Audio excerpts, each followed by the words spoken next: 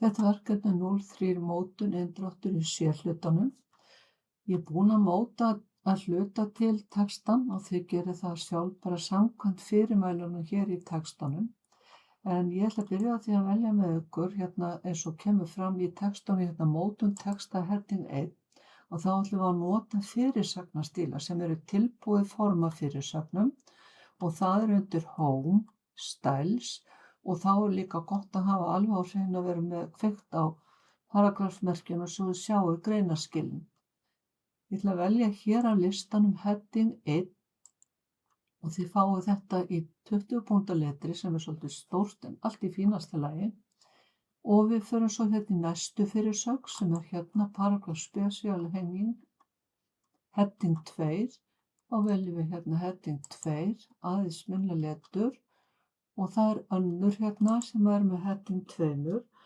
Með því að velja ýta á hnappinn F4 þá endurtökum við síðustu skipun sem var einmitt það að velja heading 2 og við getum gert það aftur fyrir þessa hérna multilevel list. Ef við gerum eitthvað annað í millitílinni þá dettur það út. Þannig að síðasta er hérna blaðsíðuskil og neðanmálsgrein heading 2. Þá erum við komin með þessa fyrirsagnir með þessum fyrirsagnastílum. Þá ætla ég að fara næst hérna niður undir paragraf special hérna heading 2 og velja fyrri greinina hérna hafið ein og það er auðlína og eftir við gerum það bara á eftir. En við þurfum að velja hérna að hafa fyrstu línu inndrátt. Þá förum við hérna Home, paragraf, veljum hér undir Special, fáum fyrstu línu hér, kemur sjálfkrafa 1.25 og við höldum því, veljum svo OK, þá dregst fyrsta línan inn, þið sjáu það líka hér á stikunni. Í næstu grein ætlum við að hafa akkurat öfugt, veljum paragraf, veljum Special og veljum þá hangandi inndrátt, hanging. 1.25 sjálfkrafa og þið sjáu líka hér niður í preview, þar aðeins getið þið skoðað hvernig lítur út. Veljum OK, nú er ekkert bil á eftir, en við ætlum að velja báðar greinirnar og hafa 6 punkta bil á eftir. Veljum það hér og passa að hakið sé ekki hér. Þá erum við komið með þetta svona. Næst ætlum við að velja hér grein undir bullets and numbering og það er nóg að vera með bendilin í fyrri greininni. Þetta eru 2 greinar, þið sjáu 2 endurmerki og við ætlum að fara hér á Home og velja bullets eða áherslumerkin og nóg að smetla bara á það og hún gefur okkur tilbúið form hér með punkti, við höldum því og ef við veljum svo að fara í neðri greinina og þá ætlum við að hafa sjálfvirka númeríku hér bara og fáum þá 1 hér. Næst er það multilevel list og þá veljum við allar þessar greina hér sem eiga að vera með þessari stigskiptu númeríku. Það er sem sagt að blaðsíðuskilunum hérna en það eru þessar greinar hér. Þannig þetta er textið sem á að vera í stigskiptri númeríku og við veljum þá undir Home og förum hér í multilevel list, veljum útlitið sem við ætlum að hafa á þessu, sem er þetta form hér. Fyrsta þrep er 1, næsta þrep er 1, 1 og svo framvegis.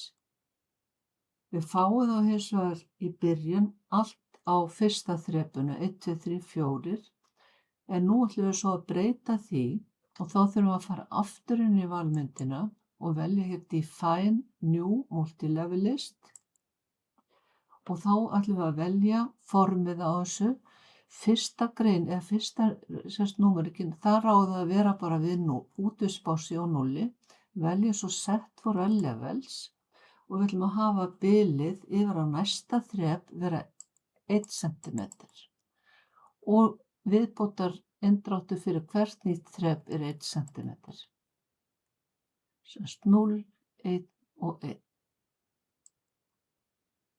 Setja svo OK á það og það er samt sem áður ennþá allt á fyrsta þrepi en til að færa yfir grein 2 að hún verði hér á öðru þrepi. Þá færum við okkur hér yfir í home paragraf og veljum hérna inndráttarhnappinn. Increase indent. Hér getum við farið tilbaka, decrease, en það er increase og þá færist við yfir á næsta þrep. Þessi sem er núna númer 2 ætti að vera á þrepi undir 1,1 og færði númer 1,1,1 og svo á þessu síðast að vera númer 2. Nú þurfum við að birta bil á milli greinanna og við ætlum að hafa, eins og stendur hér í síðustu greinu, bil á eftir 3 punktar og þá veljum við paragraf, veljum hérna í spacing aftur 3, en þurfum að passa að taka hakið af þannig að hún sýni okkur bilið. Ekki hafa haka við don't add space between paragraphs of the same style. Og svo ok, og þá kemur örlítið bil á milli greinanna. Þá ætlum við að færa okkur áfram. Ef þetta raðast svona á síðuna, sjálfkrafa færist til blaðsíðuskil og neðanmálsgrein yfir á næstu síðu, þá er það fínt, annars notið Ctrl+Enter til þess að setja blaðsíðuskil hér á milli. Þá eigum við bara eftir að bæta við einni neðanmálsgrein, þið mótið svo greinin sjálf hér í rest, en þá þurfum við að setja bendilinn hér strax á eftir. Það eru leiðbeiningar í textanum.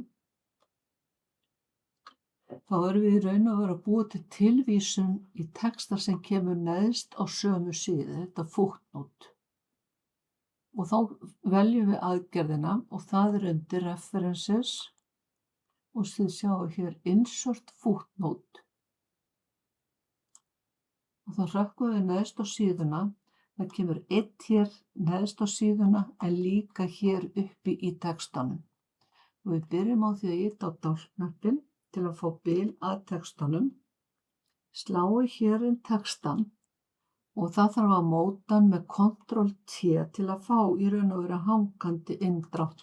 Þannig að fyrsta greinin er yfir þeim sem á eftir koma. Stendur í textanum Ctrl+T og þá verður bilið hér fínt.